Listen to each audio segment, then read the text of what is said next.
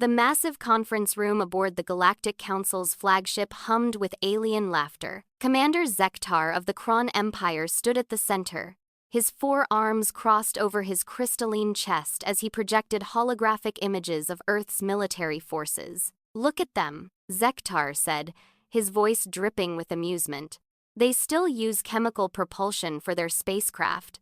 Their fastest vessels take months to travel between their own planets." The assembled military leaders from across the galaxy erupted in fresh waves of laughter. The Vorthan delegation's tentacles writhed with mirth, while the cybernetic machina representatives emitted harmonious chimes of superiority. General Sarah Mitchell sat quietly in the corner, the sole human representative in the room. Her weathered face remained expressionless as she watched the display. The other species had invited humanity to this gathering as a formality, a gesture of pity toward the newest spacefaring race to discover faster-than-light travel. "Their weapons," continued Zektar, switching to images of human military equipment, "are primitive projectile-based systems. No plasma cannons, no antimatter bombs, no quantum disruptors. They throw pieces of metal at each other."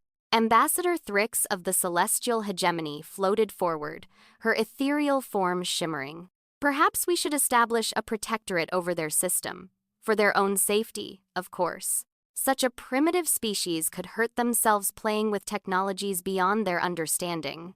General Mitchell finally stood, her movement drawing attention from the assembled aliens. At barely 6 feet tall, she was dwarfed by most species in the room. The Kron warriors stood at 9 feet, while the Vorthans stretched even taller with their tentacles extended. "You finished?" Mitchell asked, her voice calm. The room fell silent. Most species considered it poor form for such a young race to speak without being directly addressed. Zektar's mandibles clicked in annoyance. "The human wishes to speak. How? Quaint." Mitchell walked to the center of the room, her military boots clicking against the polished floor. She pulled out a small device and activated her own holographic display. "You're right about our technology," she said. "We don't have plasma weapons or faster-than-light missiles. Our ships are slow and our guns shoot metal slugs." The aliens exchanged amused glances, wondering why the human would admit to such weakness. "But you're missing something important," Mitchell continued. The hologram showed Earth, a blue marble floating in space. "We've been killing each other with those primitive weapons for thousands of years. We've gotten very, very good at it." The display changed, showing human history. Wars, conflicts, innovations born from necessity and desperation. "The Kron Empire has existed for 50,000 years, Mitchell said, nodding to Zektar. "In your entire history, you've fought 17 major wars. Humanity has fought over 15,000 wars in just the last 6,000 years." The laughter in the room began to fade. "The Machina achieved spaceflight 3,000 years ago and immediately formed a peaceful collective," Mitchell continued. "Humans achieved spaceflight while in the middle of a Cold War that could have ended our civilization. We pointed enough nuclear weapons at ourselves to destroy our planet 20 times over, and we called it deterrence." She changed the display again, showing human soldiers throughout history. "Every advancement in your civilizations came from cooperation, from shared knowledge and peaceful development. Every advancement in human history came from finding more efficient ways to kill each other. Then we turned those weapons into tools. And then we made better weapons." Admiral Krex of the Vorthan fleet spoke up, his translator rendering his bubbling speech into words. "Surely you don't think your primitive nature is something to boast about?" Mitchell smiled. And several aliens stepped back unconsciously. They'd seen predators smile before, but there was something different about the human expression. "3 months ago, your automated probe entered our system," Mitchell said. "Your technology detected our radio signals, analyzed our languages, and made first contact. Very impressive." She pulled up new images. What your probe didn't detect were the 17 stealth satellites that tracked it from the moment it entered our system. It didn't notice the 3 attack submarines we retasked to space defense. It definitely didn't catch the fact that we reverse-engineered its communication system in 72 hours. The room was completely silent now. You see, Mitchell said, humans have a saying. It's not about the size of the dog in the fight, it's about the size of the fight in the dog. You have better technology. You have bigger ships. You have energy weapons that make our nukes look like firecrackers. She paused, meeting the eyes of each species representative. But you've forgotten how to fight. You've had peace for so long that war is just a theory to you. For humans, war is breathing. It's in our blood, our bones, our very DNA. We don't just practice war, we perfect it. Zektar's 4 hands clenched into fists. You dare threaten the Galactic Council? Threaten? Mitchell laughed, and it was not a pleasant sound. No, Commander, this is education.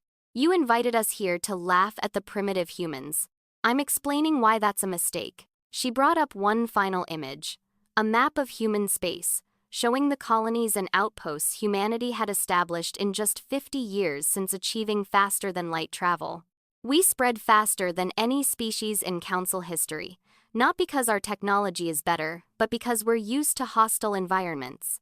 Every human colony is a fortress. Every human ship is built for war first, exploration second. Every human child learns strategy through games before they can properly walk. The celestial hegemony ambassador floated higher, her form flickering with agitation.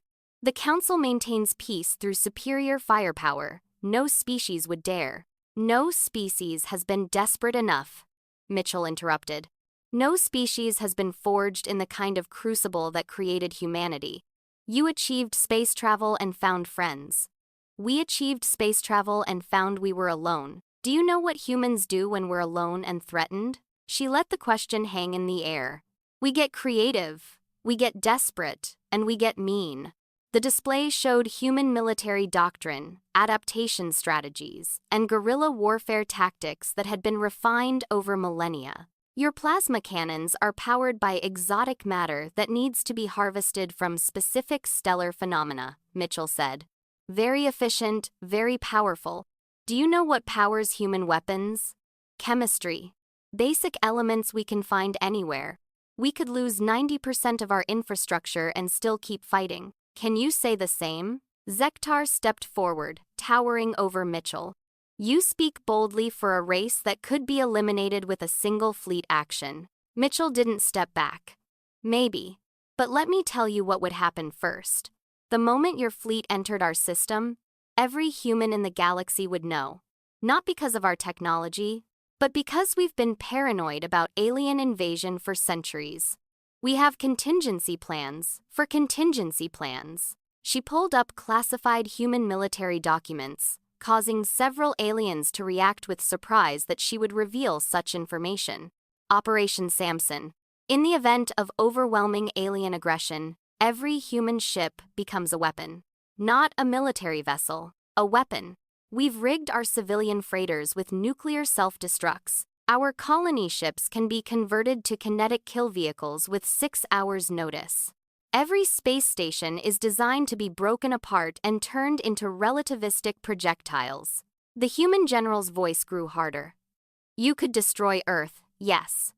But we've spread to over 300 systems now. Each one is prepared to turn every ship, every station, every asteroid into a weapon. We wouldn't win, but we'd make victory cost more than you're willing to pay. She turned off the display and looked around the room. But more importantly, you're thinking like civilized beings. You're thinking about fleet battles and superior firepower. You want to know what humans would really do? The aliens waited, tension filling the air. We'd steal your technology. Not to copy it, to break it. We'd find the vulnerabilities you never thought to protect against because no civilized species would think to exploit them. We'd turn your own systems against you. We'd make viruses for your computers, diseases for your bodies, mimetic weapons for your minds. Mitchell walked back toward her seat. We'd fight in ways that would horrify you. Because to you, war is politics by other means. To us, war is survival by any means. She sat down and smiled pleasantly. But please continue your presentation about our primitive technology. I'm sure it's very educational. The silence stretched for long moments.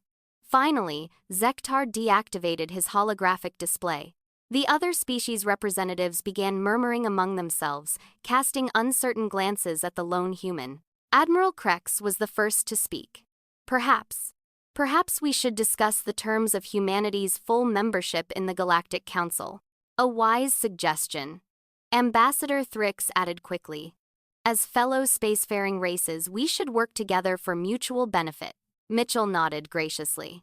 Humanity would be honored to contribute to galactic peace and prosperity. The meeting continued, but the tone had shifted completely. No one laughed at humanity's technology now. They were too busy recalculating their threat assessments and wondering what other surprises the newest member of the galactic community might have in store. As the various delegations filed out, Zektar approached Mitchell. Your words today, were they truth or threats? The Kron commander asked. Mitchell stood to face him. Both. Humanity wants peace, Commander. We've had enough war to last us lifetimes. But we're very, very good at it.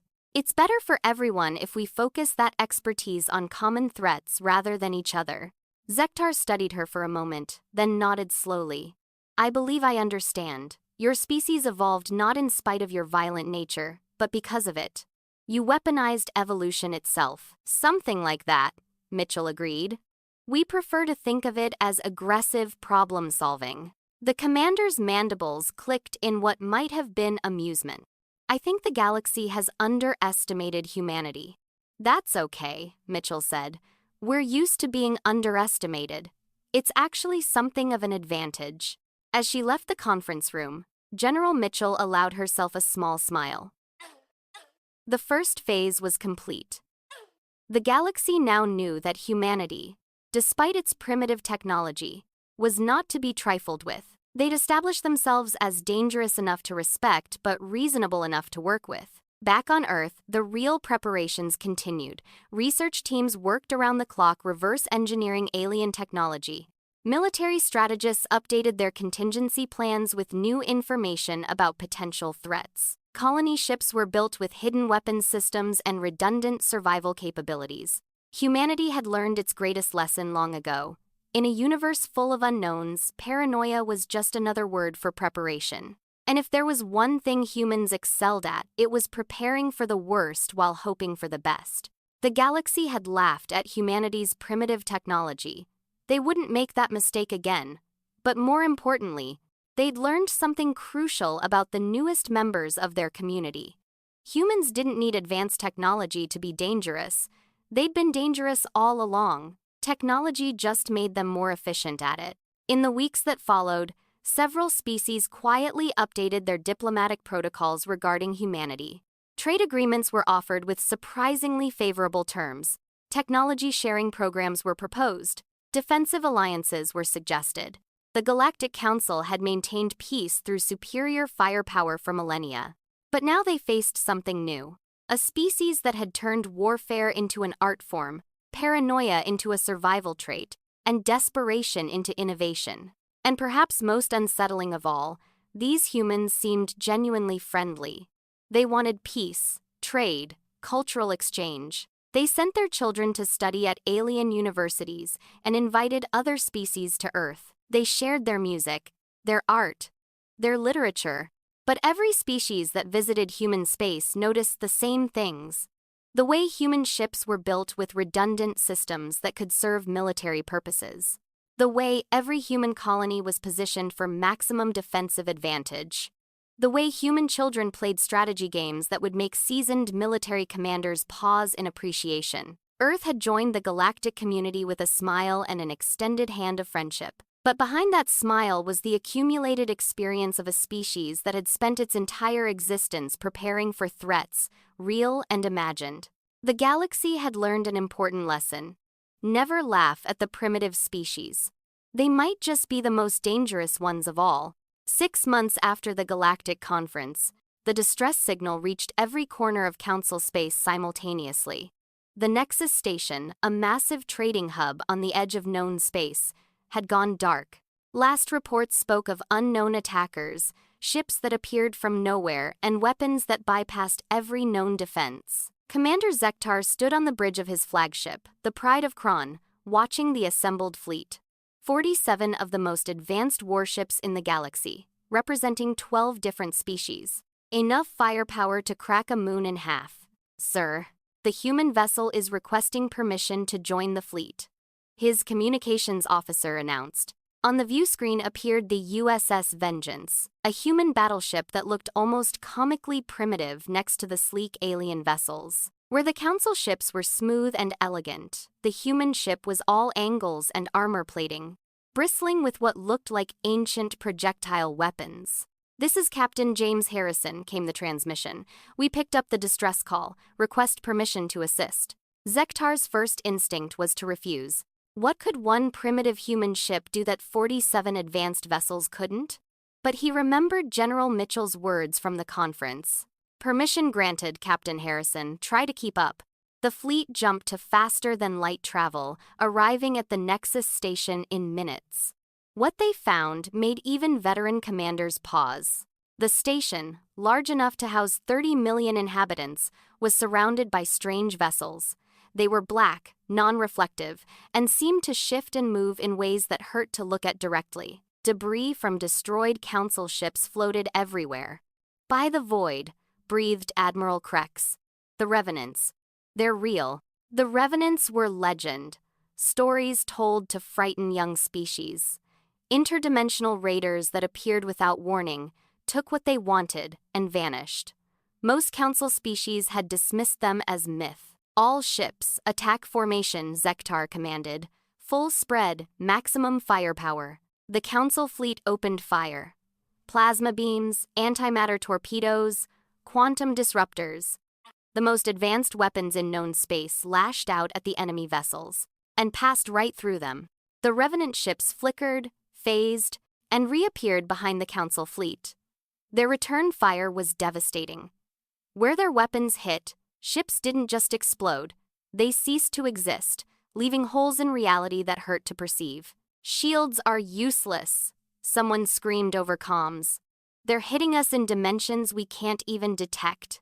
3 council ships vanished in the first 10 seconds, then 5 more. The most advanced fleet in the galaxy was being torn apart like paper. "All ships, evasive maneuvers," Zektar ordered, his heart's pounding. "We need to."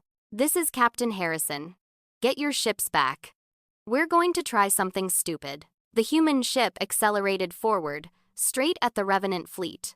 Zektar watched in horror and confusion as the Vengeance opened fire with its primitive kinetic weapons. Chunks of metal flew through space at significant fractions of light speed.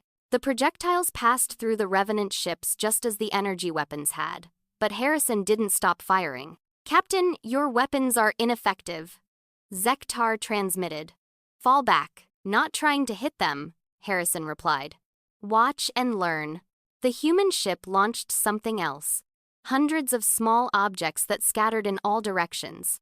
They looked like ancient mines, physical objects floating in space. The Revenant ships ignored them, phasing through the field of debris as they pursued the retreating council fleet. Then the mines detonated. But they didn't explode in any conventional sense. Instead, they released clouds of something, a glittering, spreading field of particles that expanded rapidly. When the Revenant ships passed through the clouds, something impossible happened. They flickered, solidified, and suddenly became visible to conventional sensors. "What did you do?" Zektar demanded. "Iron filings," Harrison said with satisfaction. "Billions of microscopic iron particles, magnetized and charged. Your fancy sensors showed us these things are phasing through dimensions, right? Well, humans learned something fighting each other. You can't phase through everything. Some materials interact with dimensional fields. We just had to find the right one." The now visible Revenant ships seemed confused, their movements becoming erratic. And in that moment of confusion, Harrison struck. "All kinetic batteries. Fire for effect.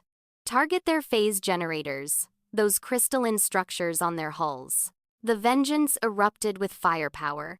Not elegant energy beams, but thousands of tungsten rounds accelerated to devastating velocities. The projectiles, enhanced by the dimensional disruption of the iron particles, slammed into the Revenant vessels.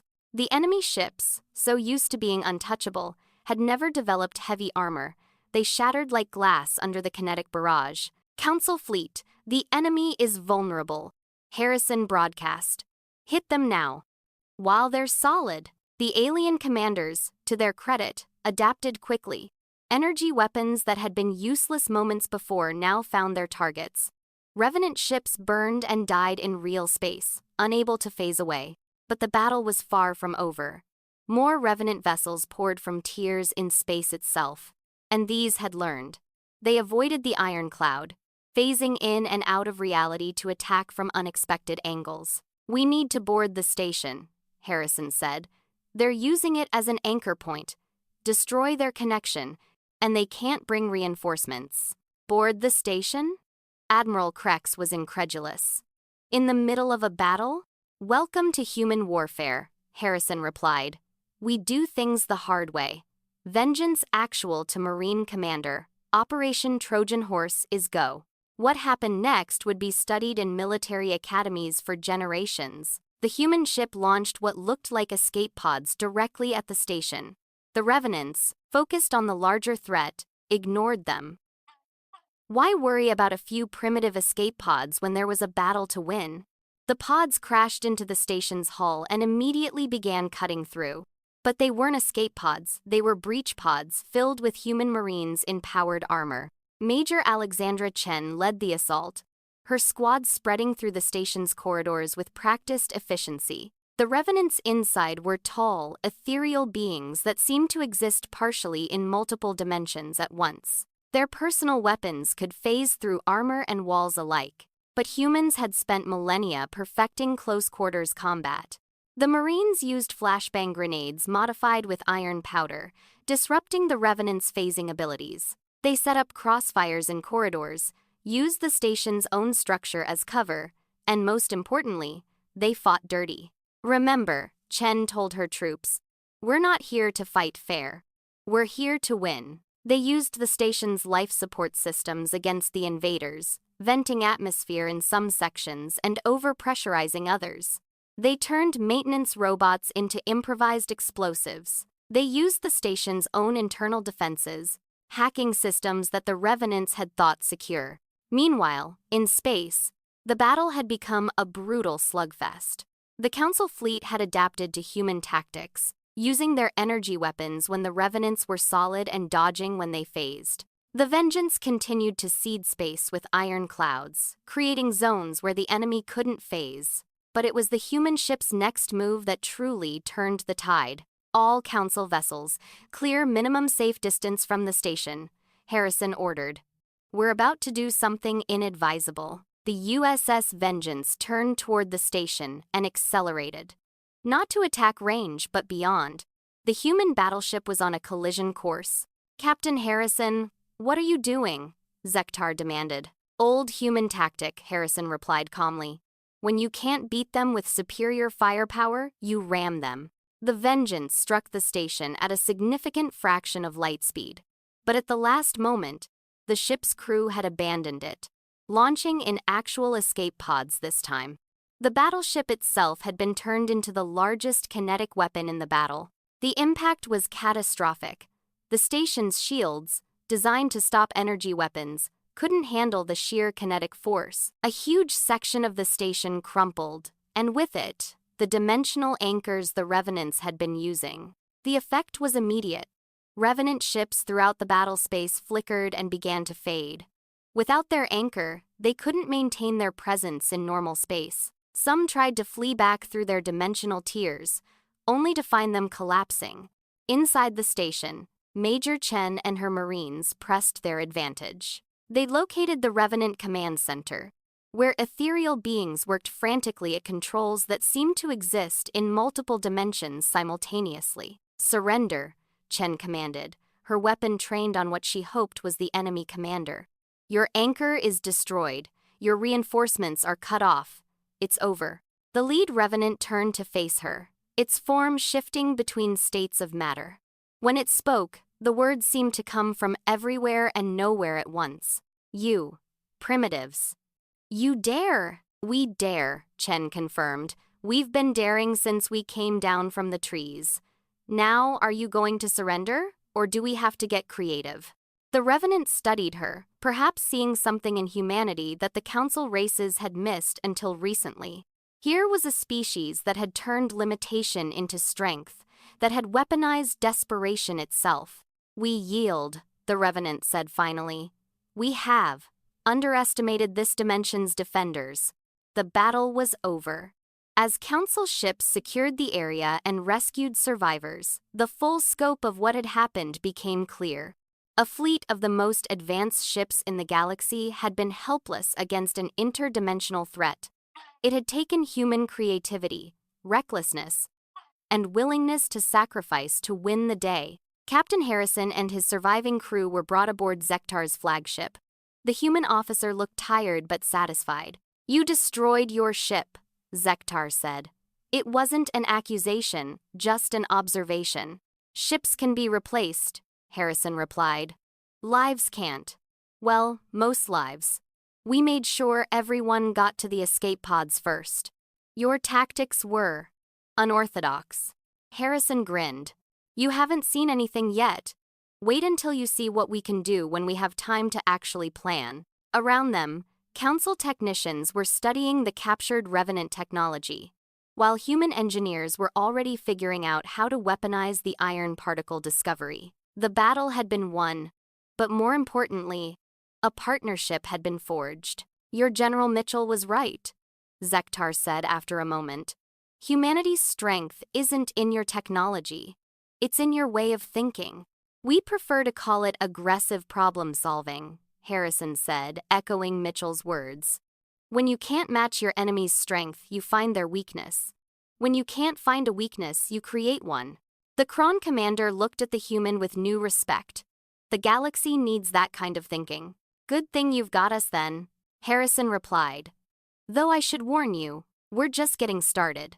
Wait until our scientists get their hands on that Revenant tech. We'll probably find 16 ways to weaponize it that will horrify you. Zektar made a sound that might have been laughter. I'm beginning to think that's exactly what we need.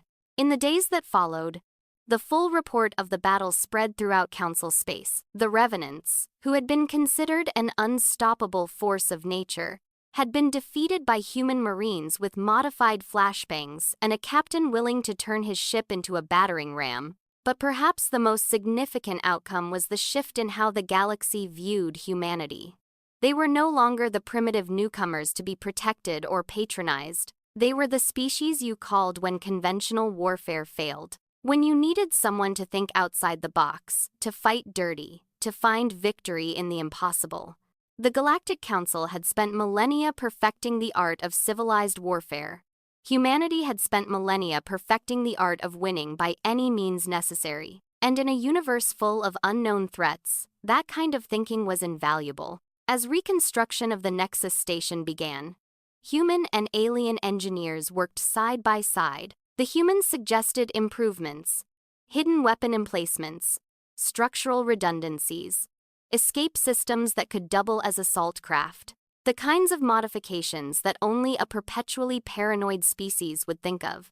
And in the depths of space, in secure facilities across human space, scientists and soldiers studied the captured Revenant technology. They took apart the phase generators, analyzed the dimensional weapons, and began to imagine new applications. Because that was the thing about humans that the galaxy was beginning to understand. Give them an enemy's advantage, and they'd find a way to turn it against them. Give them advanced technology, and they'd find ways to use it that the creators never imagined. Give them a problem that couldn't be solved, and they'd solve it anyway, usually in a way that nobody saw coming. The Revenants had made the same mistake as the Galactic Council. They'd seen primitive technology and assumed primitive thinking. They'd learned, too late, that human creativity was its own form of advanced technology. And somewhere in the galaxy, other threats took notice. The humans had arrived on the galactic stage, and they played by different rules. Rules written in blood and desperation over thousands of years of conflict. The galaxy would never be the same. 1 year later, the galaxy faced its darkest hour. The Devourers had come. They weren't invaders in any traditional sense.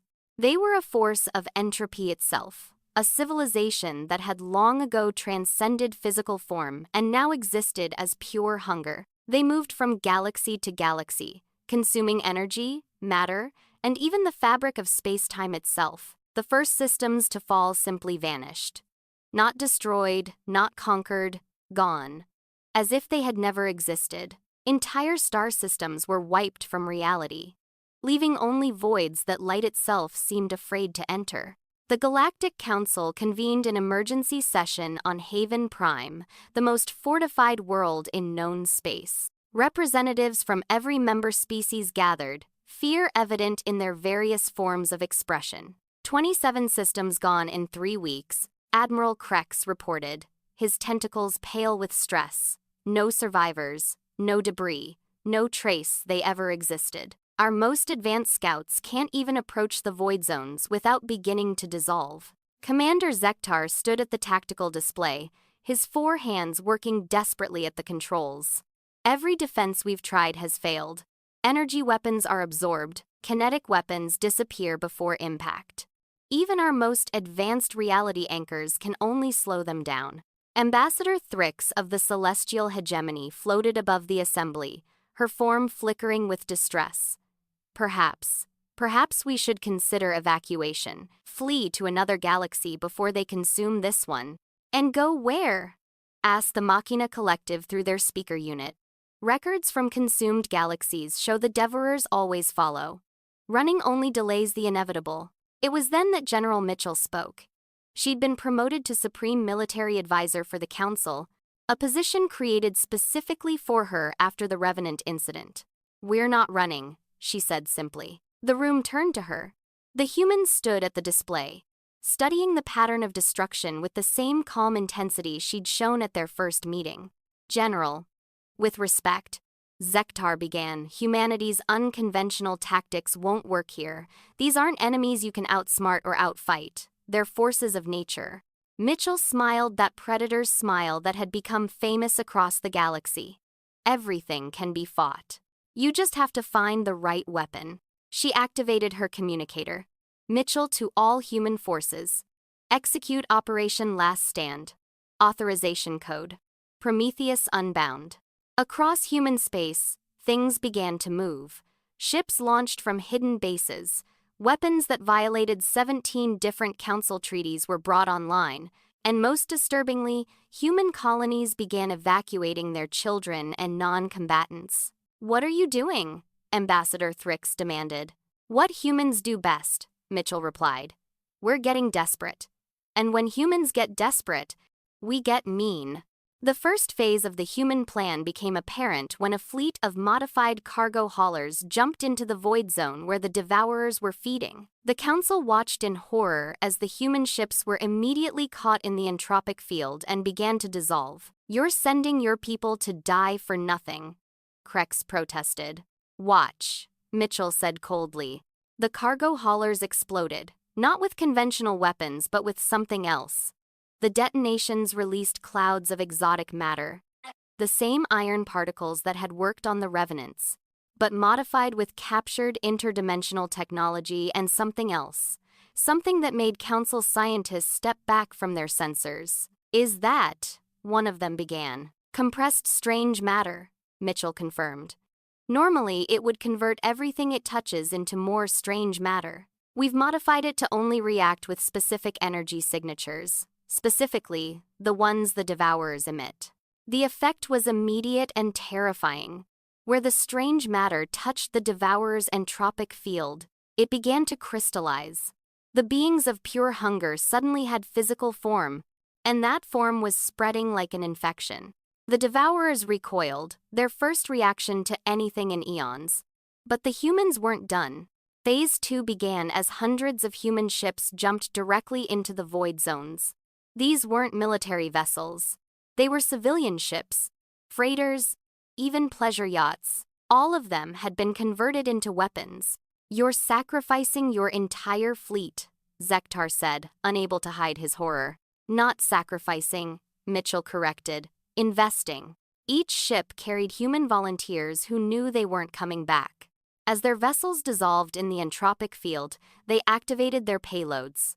Some released more strange matter. Others detonated antimatter bombs designed to disrupt space-time. Still others carried exotic weapons reverse-engineered from revenant technology. But the most devastating weapons weren't technological, they were biological. "We call it the Prometheus virus," Mitchell explained as data flooded the tactical displays. "Our scientists theorized that if the Devourers consume information along with matter and energy, we could poison that information. The virus was humanity's most horrific creation, a mimetic weapon that existed as both data and biological matter. It infected not just systems, but the very concept of systems. And the Devourers, in their hunger, consumed it eagerly. The effect was like watching a force of nature get food poisoning.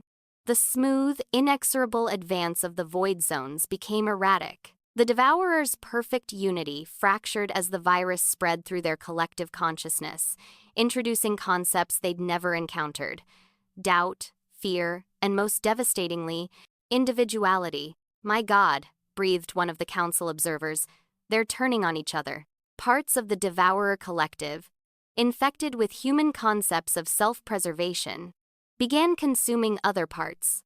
The void zones collapsed in on themselves as the beings of pure hunger discovered cannibalism. But the Devourers were ancient and powerful. They began adapting, fighting off the virus, rebuilding their unity.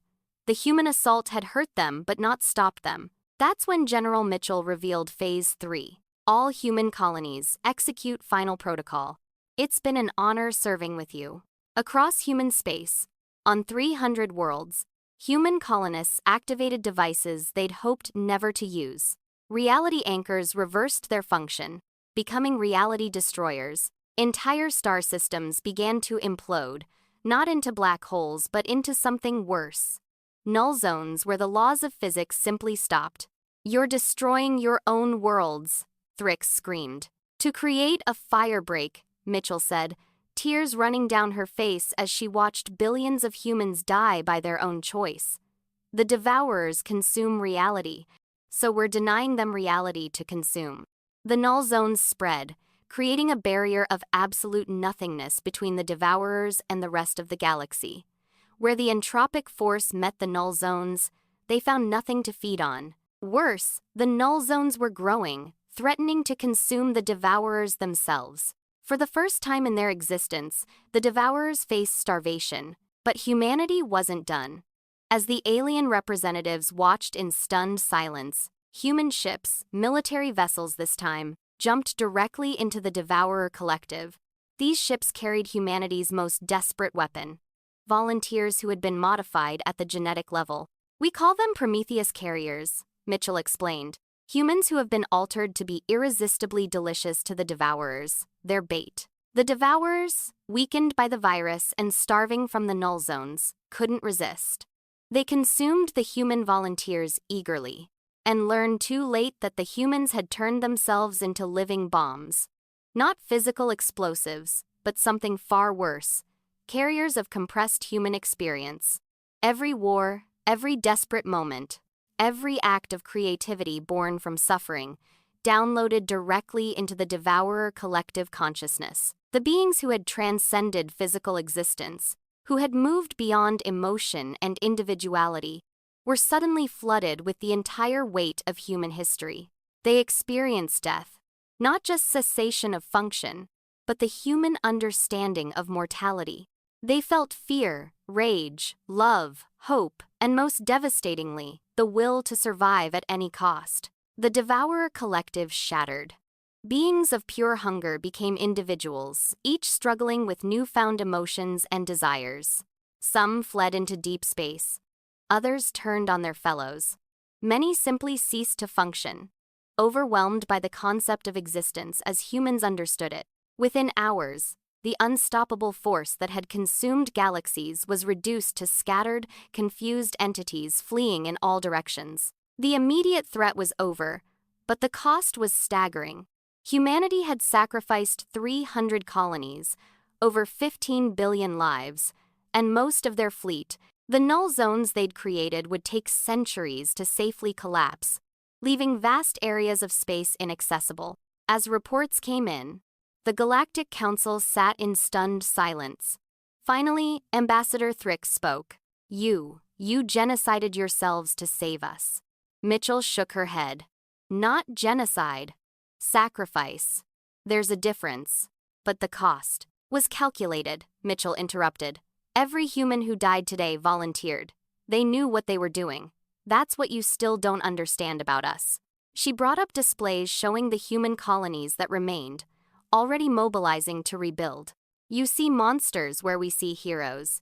You see insanity where we see necessity. You mourn our losses while we honor our victories. Those 15 billion humans didn't die. They became eternal. Their sacrifice will be remembered for as long as humanity exists. Commander Zektar found his voice. But to use your own people as weapons. Every human is a weapon, Mitchell said simply. We just choose our targets carefully. The Devourers made the mistake of threatening not just humanity, but our friends, our allies, the galaxy we've come to call home.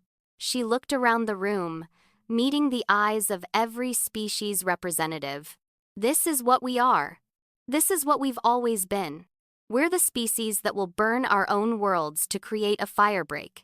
We're the ones who will weaponize our own deaths. We're the people who will look at an unstoppable force and ask, but what if we stop it anyway? The human general stood straighter, and despite her tears, her voice was strong. You invited us into this galactic community. You laughed at our primitive weapons and our paranoid nature. But when the darkness came, when the impossible threatened everything we've all built together, humanity did what we've always done. We found a way. An ugly way, a costly way, but a way nonetheless. In the days that followed, as the galaxy began to rebuild and the scattered devourers were hunted down, the other species came to truly understand what humanity represented. They weren't just the warriors of the galaxy. They were its immune system, the ones willing to do the unthinkable to protect what mattered. Memorials were built on 1,000 worlds, honoring the human sacrifice. But more importantly, defensive doctrines were rewritten. Human paranoia was no longer mocked but integrated into galactic planning. Every colony began building the kind of last resort weapons that humans had always insisted on. And in the rebuilding human colonies, children grew up with new stories. Stories of the 15 billion who had stared into the face of entropy itself and said, "Not today." Stories of ordinary people who became weapons to save worlds they'd never see. The galaxy had learned the final lesson about humanity. They were indeed primitive, paranoid, and violent. But they were also capable of heroism on a scale that defied comprehension. When pushed to the brink, humans didn't break. They transformed into something terrifying and beautiful, something that could face down the hunger of gods and win through sheer stubborn refusal to accept defeat. Years later, when new threats emerged from the darkness between galaxies, the call would go out across Council space. Alert the humans. Tell them to start getting creative. And humanity would answer, as they always had, with solutions that nobody else would think of, costs that nobody else would pay, and a determination that burned brighter than dying stars. Because that's what humans did. They looked at the impossible, the unthinkable, the unbeatable, and they found a way to win anyway. Usually by doing something that horrified their allies almost as much as their enemies. The galaxy no longer laughed at humanity's primitive nature. Instead, they thanked whatever forces had shaped this impossible species, these living weapons who chose to point themselves outward rather than in. Humanity had turned the tables, not through superior technology, but through superior will. And in a universe full of predators, there was no greater asset than a species too stubborn to know when they were beaten, too creative to accept conventional limitations, and too willing to sacrifice to ever truly lose. The primitive apes from Earth had become the guardians of the galaxy, not despite their nature but because of it. And the universe would never be the same.